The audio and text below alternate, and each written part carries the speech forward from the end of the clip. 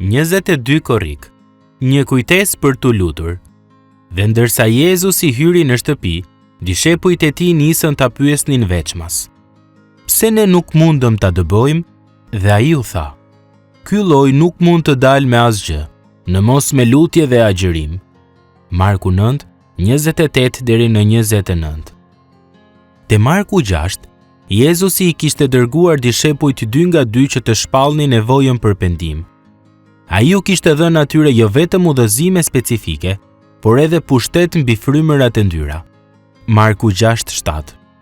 Për shkak të kësaj, ata kishin arritur gjëra të shkëlqyera dhe dëbonin shumë demon dhe vajosnin me vaj shumë të sëmurë dhe I shëronin. Vargu 13.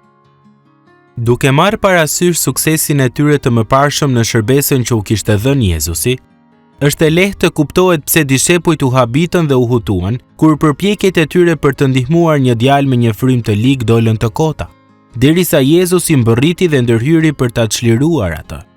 Marku 9, 14 deri në 27. Ndoshta duke pyetur pse ne nuk mundëm ta dëbojmë, dishepujt prisnin që Jezusi t'u jepte atyre një lloj njohurie të fshehtë.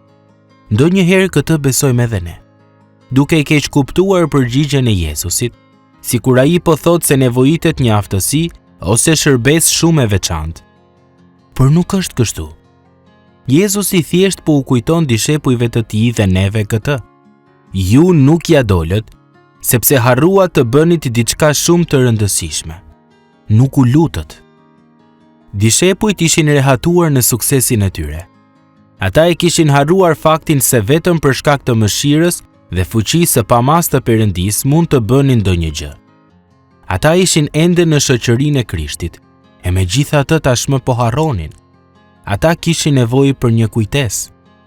Ndonjëherë edhe ne kemi nevojë për një kujtesë. Të imagjinosh se fuqia e Perëndis është thjesht në dispozicionin ton dhe nën kontrollin ton, është e barabartë me mosbesimin. Kjo do të thotë se po besojmë te vetja dhe jo te Perëndia. Ndryshe nga kjo, lutja, në fund të fundit, është përshtatja e vullnetit ton me atë të Perëndis. Lutja e pranon se është Perëndia ai që duhet I bëjmë mrekullit, sepse ne vetë nuk mundemi. Dhe derisa të mbështetemi në hirin e Perëndis, ne nuk jemi në gjendje për të ndërhyrë në rrethanat e askujt dhe as për të sjellë një ndryshim të përjetshëm. Ka shumë arsye pse ne nuk lutemi. Nuk mendojmë se është e nevojshme. Nuk duam, I mbivlerësojmë aftësitë tona. Secila prej këtyre arsyeve tregon një mendjemadhësie absolute nga ana jon. Kur përpiqemi t'i bëjmë gjërat vetë, shpesh do të zbulojmë se do të dështojmë keq. Prandaj, herën tjetër që t'u ndohesh për ta kuptuar diçka vetë, ose për të supëzuar se fuqia e Perëndis do të mbështesë sepse e bëri herën e kaluar dhe se hera tjetër ka të ngjarë të jetë sot, merr parasysh atë që dishepujt e kishin harruar dhe atë që u kujtoi Jezusi.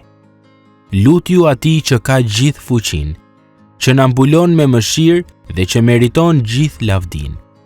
Sepse kur lutesh dhe shikon se çfarë bën Perëndia, zbulon se ai bën shumë më tepër se sa ke guxuar të kërkosh ose ke menduar të përfytyrosh.